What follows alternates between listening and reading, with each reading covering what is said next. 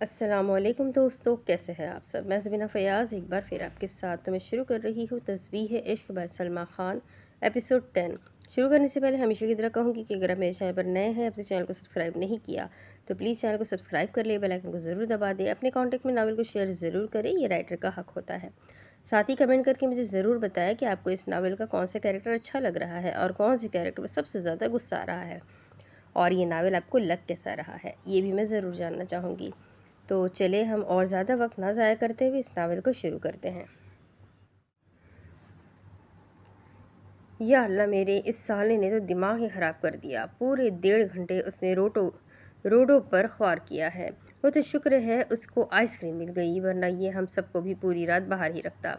ارے شاہ زیب، گھڑی چیک کرو، صبح ویسے بھی ہو ہی گئی ہے، اس نے پوری رات ہمیں باہر ہی رکھا ہے، اللہ پوچھے گا اس سالے سے۔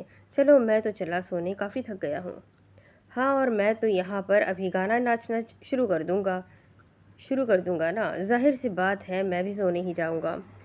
تم سے پوچھا کس نے کہ تم کہاں جا رہے ہو؟ شاہزیب نے آنکھیں چڑھا کر پوچھا۔ تو نہ پوچھو، میں تو پھر بھی بتاؤں گا۔ یا اللہ مجھے صبر دے، ایک تو اس اہل کے بچے نے دماغ خراب کیا اور باقی کی کسر یہ منان پوری کر دے گا۔ اے بھائی، تیرے سامنے ہاتھ جوڑتا ہوں، چلا جا، ابھی میرے اندر ہمت نہیں ہے کہ تجھ سے بحث کروں۔ ہاں، اتنی منتیں کرنے کی ضرورت نہیں ہے، جا رہا ہوں، منہ بناتے ہوئے کمرے کے اندر چلا گیا تو شاہزیب اسے دیکھتا ہی رہ گیا، بدتمیز۔ جیسے ہی کمرے میں داخل ہوا، بیڈ پر انوشے کو بیٹھا پایا۔ یا اللہ، مجھے لگا تھا مصیبتیں ختم ہو گئی ہے، مگر یہ تو ابھی باقی ہے، وہ بس سوچ ہی سکا تھا۔ ارے میری جان، تم جاگ رہی ہو؟ چہرے پر زبردستی مسکراہٹ سجائے وہ اس کے پاس گیا تھا۔ مجھے چھوڑی، یہ بتایا اتنی دیر سے تھے کہاں؟ فجر کی اذانیں ہو رہی ہیں، میں انتظار کر کے تھک گئی، مگر آپ نہیں آئے، کہاں گئے تھے بتائے مجھے۔ وہ اس کے سامنے کھڑی اب اس سے سوال کر رہی تھی۔ محبوبہ کے پاس گیا تھا۔ اور کچھ پوچھنا ہے؟ وہ ابھی جواب دے کر اب بیڈ پر بیٹھنے والا تھا جب انوشا نے بالوں سے پکڑ کر اسے اپنی طرف کھینچا۔ کون محبوبہ؟ کس سے ملنے گئی تھی؟ کس سے ملنے گئے تھے؟ پہلے میں مل نہیں رہی تھی تو میرے لیے تڑپ رہے تھے، اب جب میں مل گئی ہوں تو میری قدر نہیں کر رہے۔ صحیح کہتے ہیں، چاند حاصل ہو جائے تو وہ چاند نہیں رہتا۔ او میری چاند پہ گرہن، میرا مطلب ہے میری جان کا ٹکڑا، میں کسی محبوبہ سے ملنے نہیں گیا تھا، تمہارے بھائی کو آج کل مجھ سے محبت بہت ہو گئی ہے، اس سے ملنے گیا تھا۔ اس کی بیوی حضور نے فرمائش کی تھی کہ آئس کریم کھانی ہے، اور وہ ذلیل کیا کہا؟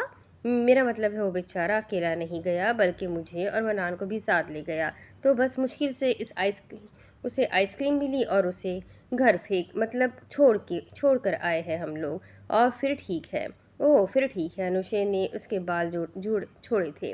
عجیب گھنڈی بیوی بنا لی ہے میں نے۔ وہ کچھ کہا آپ نے؟ ارے نہیں، میں کیا کہوں گا؟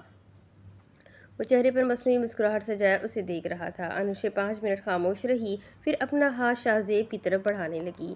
اوہ تم جاتی ہو میں تمہارا ہاتھ پکڑوں؟ لو میری جان، تمہارا ہی ہاتھ ہے، ہاتھ نہیں پکڑنا تو پھر کیا کروں؟ تم نے ایسے میری طرف ہاتھ کیا ہے جیسے کوئی بھکاری۔ کیا کہا؟ بھکاری؟ زبان پھسل گئی تھی۔ میرا مطلب ہے جیسے میری جان تم پیسے مانگ رہی ہو۔ صبر، میں ابھی بتا دیتی ہوں، میں ابھی تمہیں دیتا ہوں۔ پیسے نہیں چاہیے مجھے، تو کیا چاہیے؟ آئس کریم دو رسیاں پا۔ میں نے جو اس کے لیے آئس کریم لی تھی وہ تو راستے میں ہی کھا لی۔ یا اللہ، مجھے لگا سو گئی ہوگی، لیکن اس کو آئس کریم یاد ہے۔ میری جان، آئس کریم کھانے سے گلا خراب ہوتا ہے، اس لیے مجھے کہانیاں مت سنائے، مجھے میری آئس کریم دے۔ شاہزیب نے اپنے ہونٹ دانتوں تلے دبائے تھے۔ نہیں ہے۔ کیا؟ آواز نہیں آئی، زور سے بولے۔ نہیں ہے۔ ارے آواز نہیں آ رہی، زور سے بولے۔ ارے نہیں ہے، راستے میں کھا لی میں نے، اس نے غصے سے زور سے کہا تھا، اور پھر انوشے کا چہرہ دیکھنے لگا جس کے چہرے پر غصہ نظر آ رہا تھا۔ میری پیاری جان۔ اور پھر 5 منٹ بعد، انوشے میری بات سنو، باہر مچھر ہے، میں کیسے سوؤں گا؟ میں کل تمہیں خود لے کے جاؤں گا اور تم جتنی آئس کریم کھانا چاہتی ہو کھا لینا، ابھی مت نکالو، اور ویسے بھی صبح ہونے والی ہے، سب لوگ دیکھیں گے تو کیا سوچیں گے؟ پلیز، مجھے یہ آپ کو آئس کریم کھانے سے پہلے سوچنا چاہیے تھا، چلے جائیے۔ وہ دروازہ اس کے منہ پر بند کر چکی تھی۔ غلطی ہو گئی، جو نکاح والے دن کہا تھا تمہارا ہر سلوک اپنے سر آنکھوں پر رکھوں گا، میں تو خود ذلیل ہوتا پھر رہا ہوں۔ اوہ بھائی آ جاؤ، یہ کہاں سے آواز آئی؟ اور وہ اوپر نیچے نظریں گھما رہا تھا۔ ارے اپنے پیچھے دیکھو۔ جب چہرہ گھما کر دیکھا تو منان پیچھے لیٹا ہوا تھا۔ آ جاؤ بھائی، تمہارے لیے بھی میں نے چادر اور تکیہ رکھا ہے۔ مجھے پتا تھا یہی ہونے والا ہے، کیونکہ میری بھی خوبصورت بیوی نے مجھے کمرے سے باہر نکال دیا، اور میری بیوی کی ہی بہن تمہاری بیوی ہے، اور مجھے بالکل اندازہ تھا کہ تم ابھی آنے ہی والے ہو، اس لیے میں پہلے سے ہی تیار ہوں۔ چلو شاباش، آ جاؤ، سو جاؤ۔ شاہزیب نے ایک لمبی سانس خارج کی۔ بس یہ دن ہی دیکھنا باقی رہ گئے تھے۔ پہلے لوگ میری باتوں سے ڈرا کرتے تھے، اب جب بھی کچھ کہتا ہوں تو کہتے ہیں صبر تمہاری بیوی کو بتاتے ہیں۔ اب تو ہر انسان مجھے بیوی کی دھمکی دے رہا ہے۔ انسان کو بزدل ہونا چاہیے مگر بیوی کے سامنے نہیں، اور ہم دونوں بہادر ہیں مگر بیوی کے سامنے بھیگی بلی بن جاتے ہیں۔ صبر کرو میرے بھائی، آخر اتنی خطرناک خاندان میں محبت کر بیٹھے، اب سزا تو بھگتنی ہوگی۔ دونوں ہی اپنے دکھ میں شریک تھے، اور وہ رات ان دونوں کی مچھروں کے ساتھ گزری تھی۔ صاحب وہ حویلی کے پیچھے ملازم بھاگتا ہوا حویلی کے اندر داخل ہوا تھا۔ سامنے ہی رابعہ بیگم، عائشہ اور اہل بیٹھے تھے۔ اس کو یوں گھبراتا دیکھ کر سب لوگ پریشان ہوئے اور اسے پوچھنے لگے۔ ملازم روتے ہوئے زمین پر گر گیا تھا۔ وہ صاحب پیچھے لاش پڑی ہوئی ہے۔ اور اس کی یہ بات سن کے تینوں ہی حویلی کے پیچھے کی طرف بھاگے تھے، جہاں پر اور ملازم پہلے سے ہی موجود تھے۔ جب اپنے مالکوں کو آتے ہوئے دیکھا تو یکدم ایک طرف ہو گئے۔ ان تینوں کی نظر جب سامنے پڑی لاش پر پڑی تو سب لوگ حیران ہو گئے۔ وہ فاخرہ کی لاش تھی، اس حویلی کی سب سے وفادار ملازمہ، جو کافی عرصے سے یہاں پر کام کر رہی تھی۔ اس کی ہی بیٹی اس کے قریب بیٹھ کر بس دہاڑے مار مار کر روئے جا رہی تھی۔ رابعہ بیگم نے سب ملازموں کو وہاں سے جانے کا کہا اور اس لڑکی کو سہارا دینے لگی۔ عائشہ کو بھی اس لڑکی پر افسوس ہو رہا تھا اور وہ بھی اسے تسلی دے رہی تھی۔ البتہ حیران ہونے والی بات یہ تھی کہ اس کو مارا کس نے تھا اور کیوں مارا تھا۔ اگر اگلے ہی پل جب اہل اور عائشہ کے دماغ میں کوئی بات کلک ہوئی تھی تو وہ دونوں پھٹی پھٹی آنکھوں سے ایک دوسرے کو دیکھنے لگے۔ وہ آنکھوں ہی آنکھوں میں پوچھ رہے ہو، کیا جو ہم لوگ سوچ رہے ہیں وہ ہو سکتا ہے؟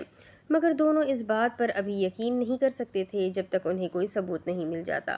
پولیس کو بلایا گیا۔ پولیس نے سارے ملازموں سے اور حویلی والوں سے پوچھ تاچھ شروع کر دی۔ ملازموں کو کچھ خاص نہیں پتا تھا۔ جب فاخرہ کی بیٹی سے پوچھا گیا تو وہ روتے ہوئے ان سب کے سامنے گڑ گڑا رہی تھی۔ میں کچھ بھی نہیں جانتی، خدا کے لیے مجھے اس حویلی سے نکال دے، میں اس حویلی میں نہیں رہنا چاہتی، خدا کے لیے مجھے یہاں سے جانے دے۔ وہ بس روتے ہوئے یہی کہے جا رہی تھی۔ پولیس کو اس نے یہی کہہ دیا تھا کہ وہ کچھ بھی نہیں جانتی، مگر عائشہ نے محسوس کیا تھا کہ اس لڑکی کو اس حویلی سے خوف محسوس ہو رہا تھا۔ وہ کیسے بھی کر کے اس حویلی سے دور جانا چاہتی تھی کہ گویا اس کو ڈر ہو کہ جو اس کی ماں کا حال ہوا ہے وہی حال اس کا نہ ہو جائے۔ اور پھر رابعہ بیگم نے اس لڑکی کو اس کے گاؤں بھیجنے کا فیصلہ کر لیا تھا۔ اس لڑکی کو چند پیسے دے کر اور بس کی ٹکٹ دے کر وہ ڈرائیور کے ساتھ بس اسٹاپ پر اسے بھیج چکی تھی۔ وہ لڑکی ڈری ہوئی گاڑی میں بیٹھی ہوئی تھی جب اچانک سے گاڑی پر حملہ ہوا۔ ڈرائیور کو گولی ماری گئی تھی جس سے وہ موقع پر ہی دم توڑ چکا تھا، اور پھر ایک نقاب پوش وجود گاڑی کا پچھلا دروازہ کھول کر سامنے بیٹھی اس لڑکی کو دیکھ رہا تھا، اور وہ لڑکی تو بس گڑ گڑا کر رو رہی تھی۔ اگلے ہی پل بالوں سے کھینچ کر اس نقاب پوش نے اسے باہر نکالا تھا اور روڈ پر دھکا دے دیا تھا۔ مجھے چھوڑ دو، میں نے کہا نا میں چلی جاؤں گی، میں کسی کو کچھ نہیں بتاؤں گی، مجھے بس جانے دو، خدا کے لیے مجھے بخش دو، میں کسی کو کچھ نہیں کہوں گی، میں نے پولیس کو بھی کچھ نہیں بتایا۔ وہ روتے ہوئے بس کہے جا رہی تھی جب اس نقاب پوش نے بندوق اس لڑکی کی جانب کی۔ لڑکی نے خوف کے مارے اپنی آنکھیں بند کر لی تھی۔ ابھی وہ نقاب پوش فائرنگ کرتا جب اچانک سے کسی نے ایک بھاری پتھر اس کے ہاتھ کی طرف پھینکا تھا۔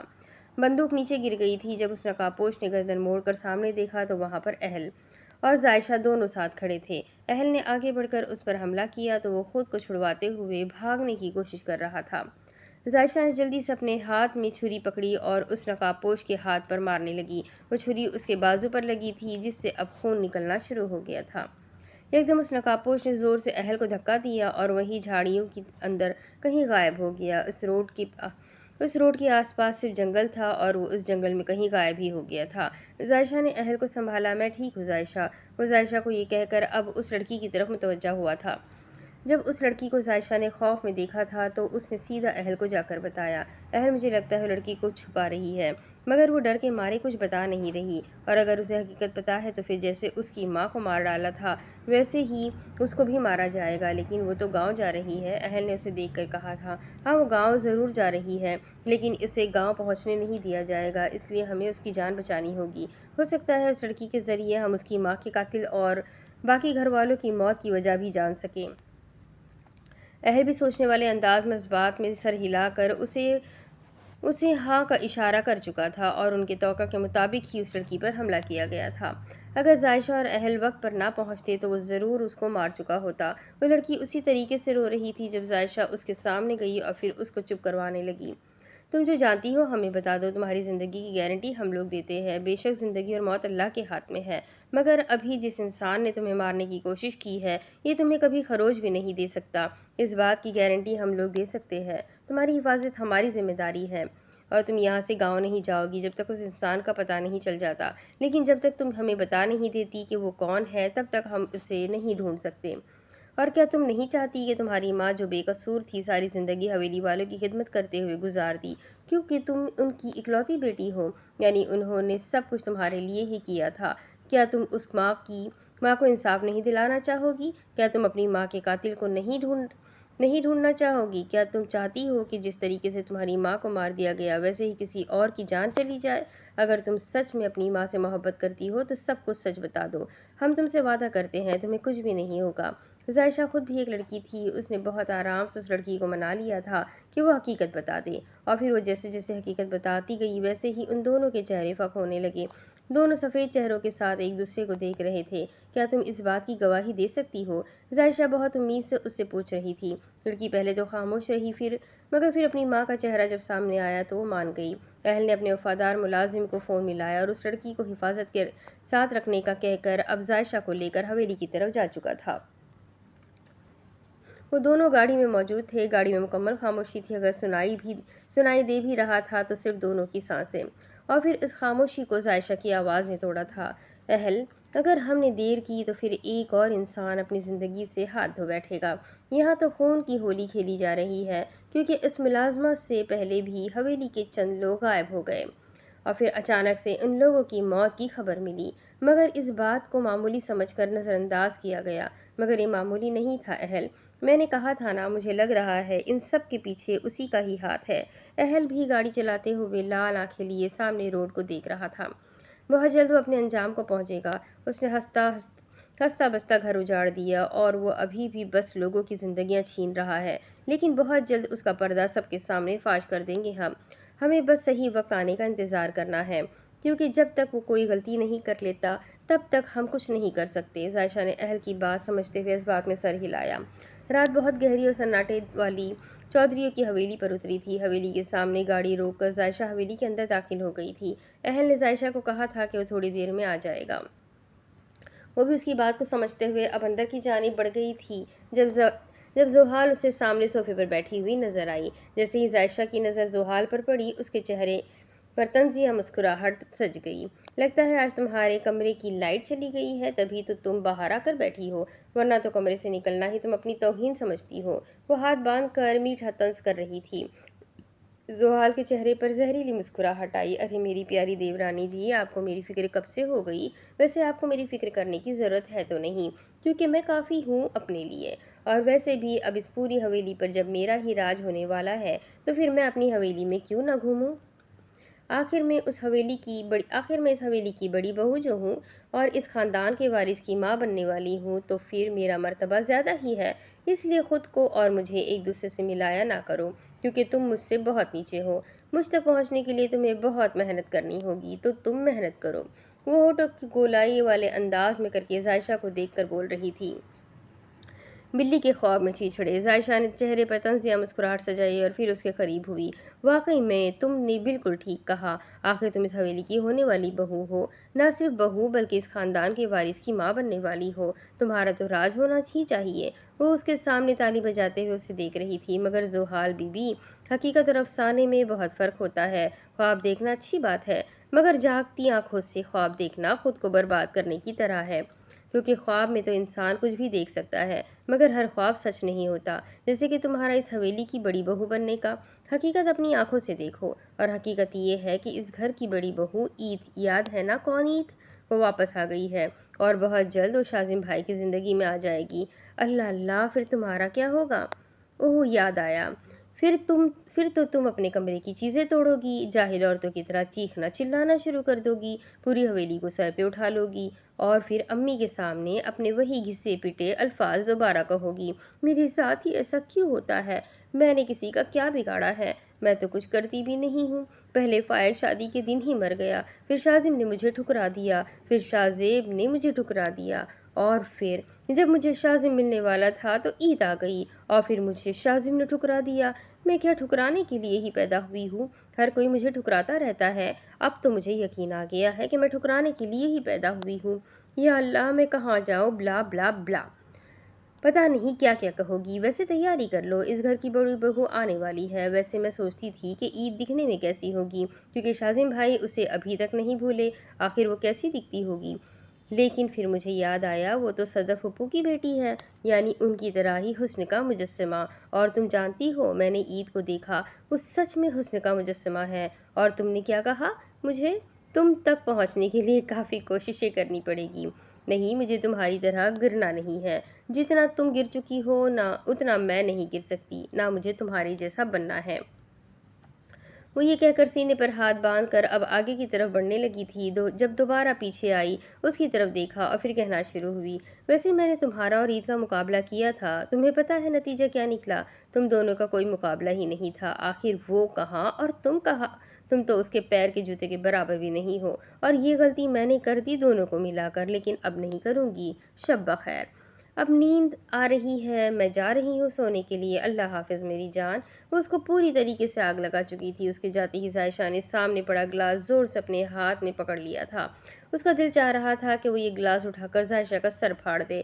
کر لو، تمہارا وقت بہت قریب ہے، اب سب سے پہلے تمہارا پتہ کاٹوں گی میں نے تمہیں بخش دیا تھا، لیکن تم اس لائق نہیں تھی۔ کون کس کی جوتی کے برابر ہے یہ تو وقت ہی بتائے گا، تمہیں اپنے انجام تک بہت جلدی پہنچاؤں گی میں۔ وہ غصے سے گلاس کو وہیں پٹک کر اب اپنے کمرے میں بند ہو چکی تھی۔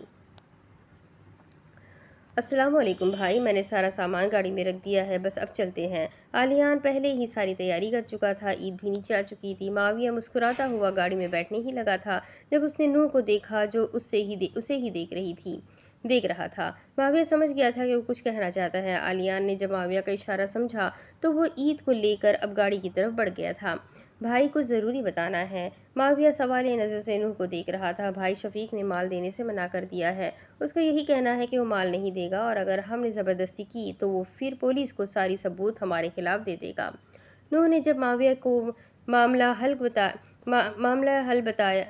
بتایا تو مسکراتے ہوئے اسے دیکھ رہا تھا۔ پریشانی تو دور کی بات، وہ تو مسکرا رہا تھا۔ نور، ایک بات تو بتاؤ، جب وہ تم سے یہ بات کر رہا تھا تو اس کے ماتھے پر غور کیا تھا تم نے؟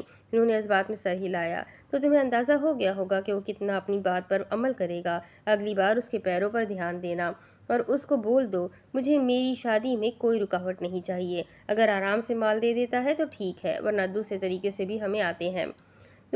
بھی ہمیں آتے ہیں، اور ابھی میرا کوئی ارادہ نہیں ہے اسے اس لسٹ میں شامل کرنے کا، جن کا وقت اس دنیا میں ختم ہونے والا ہے۔ اس لیے کہہ دو آرام سے کام کرتا ہے تو ٹھیک ہے، ورنہ تم اچھے سے جانتے ہو کیا کرنا ہے، اور جب تک شادی نہیں ہو جاتی تب تک میں کوئی بھی ایسا جھمیلا نہیں چاہتا، اس لیے ان چھوٹے موٹے کاموں کے لیے میں نے تمہیں رکھا ہے، تم خود سے سنبھال لیا کرو، آئی سمجھ؟ نور نے حکم ماننے والے انداز میں سر جھکایا تو وہ بھی آگے نکل چکا تھا۔ شاہ، آپ کتنی دیر لگاتے ہیں؟ کتنی دیر سے انتظار کر رہے ہیں ہم لوگ۔ ارے میری جان، سوری، بس میں آ گیا۔ معاویہ شاہ گاڑی میں بیٹھ چکا تھا۔ معاویہ اور عید پیچھے بیٹھے تھے۔ عالیان گاڑی چلا رہا تھا، پیچھے بھی گارڈز کی گاڑیاں ان کے ساتھ تھی۔ دوسری طرف حویلی میں گرما گرمی مچی ہوئی تھی، کوئی ایک کام کہہ رہا تھا تو کوئی دوسرا کام، سب کو بس کاموں کی ہی پڑی ہوئی تھی۔ سب لوگ کافی خوش تھے اور سب لوگوں نے سوچ لیا تھا کہ انہیں کیا کرنا ہے۔ وہ لوگ اپنے منصوبے پر بھی پورا دھیان دے کر بیٹھے تھے اور انہیں بالکل ایسا ہی کرنا ہے جیسا انہوں نے سوچا ہے۔ منان نے فون اٹھا کر جب عالیان کو میسج کیا تو اس کا یہی کہنا تھا کہ ہم لوگ بس تھوڑی دیر میں پہنچ جائیں گے۔ عالیان بہت خوش تھا کیونکہ وہاں پر مفرا جو موجود تھی، اور مفرا کی دل کی دھڑکن اس وقت سے ہی تیز تھی جب سے اسے پتہ چلا تھا کہ عالیان یہی رہنے والا ہے۔ وہ تو یہی سوچ کر گھبرا رہی تھی کہ وہ اس کے سامنے کیسے ری ایکٹ کرے گی۔ وہ تو شرمیلی سی ہے، لیکن گھر میں تو وہ آفت مانی جاتی ہے۔ پتہ نہیں جانے انجانے میں وہ اس کے سامنے کوئی ایسی حرکت نہ کر دے کہ عالیان پتہ نہیں کیا سوچے اس کے بارے میں۔ اور جب سے سب کے سامنے عالیان نے اس کی سائیڈ لی تھی تب سے ہی مفرا کے دل میں اس کا الگ ہی مقام تھا۔ وہ اس کو سوچنے لگی تھی، کبھی کبھار دو جانے انجانے میں اس کے منہ سے اس کا نام بھی نکل جاتا تھا۔ حرم اس کی دل کی حالت اچھے سے جانتی تھی اور کوئی موقع ہاتھ سے نہیں جانے دیتی تھی۔ ہر وقت اسے تنگ کیا کرتی اور مفرا اس کو گھور کر رہ جاتی۔ اور اگر نظر چودھریوں کی حویلی کے اندر زحال کے کمرے میں ڈالی جائے تو وہ بیڈ پر لیٹی ہوئی تھی۔ عید زندہ ہے، مطلب وہ واپس آ چکی ہے۔ نہیں نہیں، یہ نہیں ہونا چاہیے، اگر ایسا ہے تو بہت غلط ہے۔ شازم، وہ تو اس کے پاس چلا جائے گا، پھر میرا اور میرے بچے کا کیا ہوگا؟ نہیں، ہرگز نہیں، میں ایسا نہیں ہونے دوں گی۔ مجھے کیسے بھی کر کے شازم کو اپنا بنانا ہوگا، اپنے بچے کی خاطر۔ وہ سوچتے ہوئے سیدھا رابعہ بیگم کے پاس پہنچ گئی تھی۔ جب اہل اور ظائشہ تیار ہو کر باہر جاتے ہوئے نظر آئے تو زحال نے سوالیہ نظروں سے رابعہ بیگم کو دیکھا۔ دیکھیں مومانی جان، اب تو ان کو اتنی زحمت نہیں ہے کہ اب سے اجازت لے لیں۔ آپ کو بغیر بتائے پتہ نہیں کہاں جا رہے ہیں۔ وہ ابھی کان بھرنے ہی لگی تھی جب رابعہ بیگم مسکراتے ہوئے کہنے لگی، وہ لوگ کل رات ہی مجھ سے پوچھ چکے ہیں۔ ظائشہ اپنی حویلی جا رہی ہے اور اہل بھی اس کے ساتھ جا رہا ہے۔ اصل میں منان کے کچھ دوست حویلی رہنے آ رہے ہیں اور ان کی یہاں شادی ہے، تو اس لیے یہ دونوں جا رہے ہیں۔ اور زحال کا منہ بن گیا۔ امی، ہم لوگ چلتے ہیں۔ اہل قریب آ کر بولنے لگا، میں موبائل کمرے میں ہی بھول گئی ہوں، صبر، میں لے کر آتی ہوں۔ ظائشہ یہ کہہ کر اپنے کمرے کی طرف بڑھ گئی تھی۔ کچھ سوچتے ہوئے زحال بھی اس کے پیچھے گئی تھی۔ ظائشہ جیسے ہی کمرے میں پہنچی اس کا فون بج رہا تھا۔ سامنے سے تمنا کی فون تھی۔ ظائشہ بھابی، جلدی سے آپ لوگ آ جائیں، وہ لوگ آنے ہی والے ہیں اور شازم بھائی بھی آ چکے ہیں۔ شازم بھائی ہمارے ساتھ وہیں رہیں گے نا؟ ظائشہ نے پوچھا تو تمنا نے ہاں کہا تھا، یعنی عید اور شازم بھائی ایک ہو جائیں گے، انشاءاللہ انشاءاللہ۔ وہ دونوں آپس میں باتیں کر رہی تھی، اس بات سے بے خبر کہ باہر زحال سب کچھ سن رہی ہے اور اگلے ہی پل وہ نیچے جا پہنچی تھی۔ مومانی جان، حویلی میں اکیلا پن مجھے کاٹ کھانے کو دوڑتا ہے، اور ویسے بھی آپ کو تو پتہ ہے ڈاکٹر نے کہا ہے کہ زیادہ ٹائم گھر میں بھی نہیں رہنا چاہیے۔ اگر باہر جاؤں گی تو میری صحت پر اچھا اثر پڑے گا اور بچے پر بھی، تو میں سوچ رہی تھی کیوں نہ میں بھی ظائشہ اور اہل کے ساتھ حویلی چلی جاؤں۔ مجھے پوری امید ہے میری صحت میں بہتری آئے گی۔ اہل نے حیران ہو کر اسے دیکھا تھا۔ ظائشہ بھی جو سیڑھیوں سے اتر رہی تھی اس کی بات کو بھی سن چکی تھی۔ رابعہ بیگم نے کچھ سوچنے والے انداز میں ظائشہ کو دیکھا تھا۔ ہاں بیٹا، تم صحیح کہہ رہی ہو اہل ظائشہ، مجھے لگتا ہے زحال کو بھی لے کے جانا چاہیے، لیکن امی، پھر آپ گھر میں اکیلی ہوں گی، اہل نے پریشانی سے اپنی ماں سے کہا تھا۔ ارے کوئی بات نہیں بیٹا، میں رہ لوں گی۔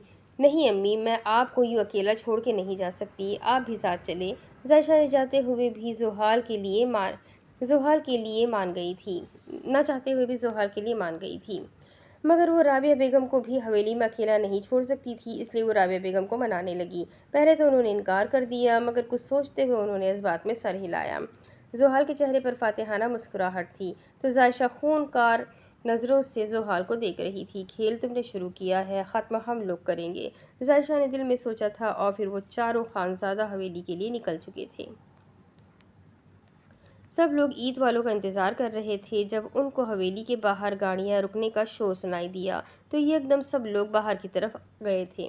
سامنے ہی عالیان، معاویہ شاہ اور عید کو گاڑی سے اترتا دیکھا تو سب لوگ مسکراتے ہوئے ان سے مل رہے تھے۔ زینب بیگم اور حمیرہ بیگم کی آنکھوں میں آنسو تھے، آخر وہ ان کی بہترین دوست کی بیٹی تھی۔ صدف ان دونوں کے لیے بہت اہم تھی۔ باری باری سب لوگ ملتے جا رہے تھے۔ جب منان عید کی طرف اپنا ہاتھ بڑھانے لگا تو عید نے غور سے منان کو دیکھا تھا۔ پتہ نہیں کیوں، مگر عید کو یہ چہرہ جانا پہچانا لگ رہا تھا۔ منان کی آنکھیں نم تھیں، یہ بات عید محسوس کر چکی تھی۔ آپ رو رہے ہیں؟ اچانک سے عید نے سوال کیا تو منان گڑبڑا سا گیا۔ وہ اپنی بہن کو یوں اپنے سامنے دیکھ کر سچ میں افسردہ ہو گیا تھا، مگر وہ ہرگز کسی کو شک میں نہیں ڈال سکتا تھا، اس لیے بہانہ لگا دیا کہ میری آنکھوں میں شاید کچرا چلا گیا تھا، اس وجہ سے۔ وہاں پر سب لوگ مطمئن ہو چکے تھے، مگر خانزادہ لوگوں کو پتہ تھا کہ وہ بہانہ بنا رہے ہیں۔ سب کو بہت احترام کے ساتھ اندر بلایا گیا۔ اندر آتے ہی ان کے لیے چائے کا انتظام کیا گیا۔ عید تو یہ سب کچھ دیکھ کر ہی بہت خوش ہو رہی تھی، آخر شہر میں اس نے یہ گاؤں کی چیزیں کہاں دیکھی۔ جب وہ لوگ گاؤں میں داخل ہو رہے تھے تو گاؤں کے چھوٹے چھوٹے گھر، سر پر مٹکا رکھ کر چلتی عورتیں، آس پاس جنگل اور گاؤں کے چھوٹے بچے جو کسی گاڑی کو دیکھ کر اس کے پیچھے بھاگنا شروع کر دیتے۔ گاؤں کی عورتیں جو سر پر دوپٹہ رکھے، منہ کو دوپٹے سے ڈھانپ کر اپنے گھروں کے دروازے سے اندر ان سب کو دیکھ رہی تھی۔ یہ سب کچھ عید کے لیے نیا تھا، لیکن پتہ نہیں کیوں، مگر عید کو یہ محسوس ہو رہا تھا جیسے وہ یہ سب کچھ پہلے دیکھ چکی ہے۔ اس کو یہ سب کچھ جانا پہچانا لگ رہا تھا، پتہ نہیں کیوں، مگر شازم، منان، میرب، انوشے، تمنا، ان پانچوں کو دیکھ کر یوں لگتا تھا کہ وہ شاید ان تینوں کو پہلے سے جانتی ہے، مگر پھر خود کا وہم سمجھ کر سر جھٹک دیتی۔ آج بھی ایسا ہی ہو رہا تھا اور وہ آج بھی خود کا وہم سمجھ کر سب کچھ بھول چکی تھی۔ وہ لوگ باتوں میں ہی مصروف تھے جب داخلی دروازے سے عائشہ اہل اندر آتے ہوئے دکھائی دیے۔ سب لوگ ان لوگوں کو دیکھ رہے تھے۔ اصلی حیرت تو سب کو تب ہوئی جب ان کے پیچھے زحال اندر داخل ہو رہی تھی اور زحال کے ساتھ ہی رابعہ بیگم بھی تھی۔ رابعہ بیگم کو دیکھ کر سب کو خوشی ہوئی تھی، مگر زحال کو دیکھ کر یکدم سب کے چہرے حیرانی میں بدل گئے تھے۔ سب نے مڑ کر عائشہ اور اہل کو دیکھا تو وہ دونوں بے بسی سے اپنا سر جھکا چکے تھے، گویا کہنا چاہ رہی ہو ہماری مجبوری تھی۔ زحال کی نظر جیسے ہی صوفے پر بیٹھی عید پر پڑی، اسے لگا کہ پوری حویلی اس کے سر پر کسی نے گرا دی ہو، یعنی وہ سچ میں زندہ تھی۔ اس نے سوچا تھا شاید عائشہ ایسے ہی فضول باتیں کر رہی ہے، مگر عید کو صحیح سلامت اپنے سامنے دیکھ کر اس کا چہرہ سفید پڑ گیا تھا۔ رابعہ بیگم نے جیسے ہی عید کو دیکھا تو وہ بھی حیران ہو گئی تھی اور پھر یکدم عید کی طرف بڑھنے ہی لگی تھی جب عائشہ اور اہل نے انہیں روک دیا۔ کیا کر رہے ہو تم لوگ؟ مجھے ملنے دو عید سے، یہ عید ہی ہے نا؟ مجھے پتا ہے یہ عید ہی ہے۔ رابعہ بیگم عید کی طرف جانا چاہتی تھی، مگر عائشہ نے ان کو سنبھالتے ہوئے یہ کہا کہ وہ سب کچھ ان کو بتا دیں گی، مگر ابھی وہ خاموش رہے۔ اور اہل نے بھی اپنی ماں کو یہی کہا تھا کہ ابھی آپ لا علمی کا مظاہرہ کریں، کیونکہ کچھ ہے جو بہت غلط ہے۔ ہم آپ کو آرام سے سب کچھ بتا دیں گے، مگر ابھی آپ کچھ مت کیجیے گا۔ رابعہ بیگم پہلے تو حیران ہوئی، مگر پھر بات کو سمجھتے ہوئے خاموش ہو گئی۔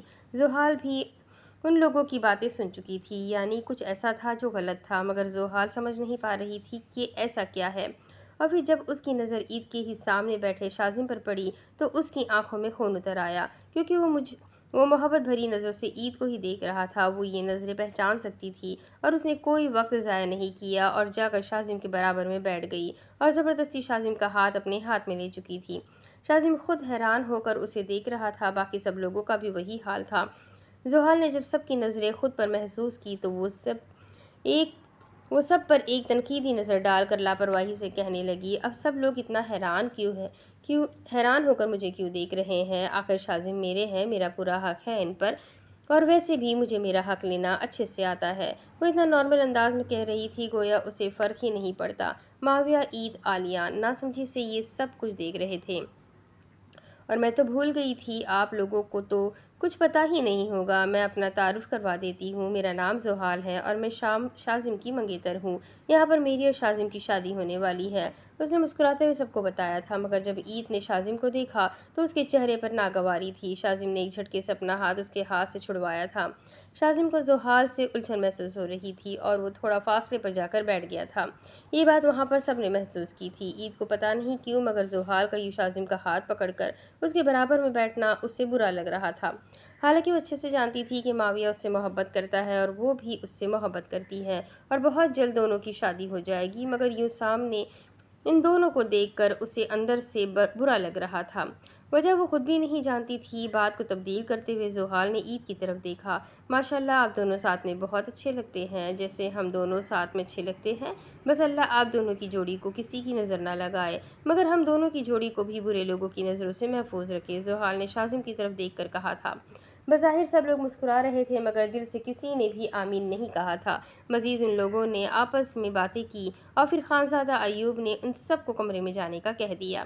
آج ویسے بھی پورا دن کافی تھکاوٹ والا تھا اور سب نے بہت کام کیا تھا اور وہ لوگ بھی لمبے سفر سے آئے ہوئے تھے، اس لیے انہوں نے سب کو اپنے کمروں میں جانے کے لیے کہہ دیا۔ ایک ایک کر کے سب لوگ اٹھنے لگے۔ عید جب کمرے کے اندر جا رہی تھی تو معاویہ اس کے پاس آیا، میری جان اپنا خیال رکھنا اور اگر کوئی بھی بات ہو مجھے فوراً بتا دینا، میں جاگ رہا ہوں، اور اگر میں نہیں بھی جاگ رہا تو سیدھا میرے کمرے میں آ جانا۔ وہ مسکراتے ہوئے عید کو کہہ کر اب اندر چلا گیا تھا۔ عید بھی مسکراتے ہوئے کمرے کے اندر جا چکی تھی، مگر یہ منظر شاذم کی آنکھوں نے بخوبی دیکھا تھا اور اس کے اندر ایک الگ ہی آگ جل رہی تھی۔ آخر وہ اس کی بیوی تھی اور وہ کسی اور کے کمرے میں کیوں جائے گی؟ وہ کتنا حق کے ساتھ اسے چھو رہا تھا، یہ بات اسے اندر تک جلا رہی تھی۔ ایک بار میں حقیقت پتا کر لوں، پھر میں تمہیں بتاؤں گا کہ عید صرف میری ہے، وہ صرف شاذم چودھری کی ہے۔ وہ خود سے کہہ کر اب کمرے کے اندر جا چکا تھا، مگر کئی کمروں میں کئی لوگ جاگ رہے تھے۔ کچھ لوگ خوش تھے تو کچھ لوگوں کے اندر آگ جل رہی تھی، کچھ لوگ افسردہ تھے تو کچھ لوگ سازشیں کر رہے تھے۔ اگلی صبح اس حویلی پر کیا مصیبت لانے والی تھی، یہ تو کل ہی پتہ چلنا تھا۔ تو یہ ایپیسوڈ بھی یہیں ختم ہوتا ہے کہ آئی ہوپ آپ سب کو یہ ایپیسوڈ پسند آیا ہوگا۔ راز بہت سارے ہیں، بہت سارا سسپینس ہے، آخر عید کی یادداشت ہو گئی ہے یا یہ ہماری عید ہے یا نہیں ہے، یہ سب کچھ جاننے کے لیے میرے ساتھ بنے رہیں۔ ویڈیو کو لائک ضرور کریں، چینل کو سبسکرائب کریں، بیل آئیکن کو ضرور دبا دیں۔ ملتے ہیں اگلے ویڈیو میں، تب تک کے لیے اپنا خوب سارا خیال رکھیں۔ اللہ حافظ۔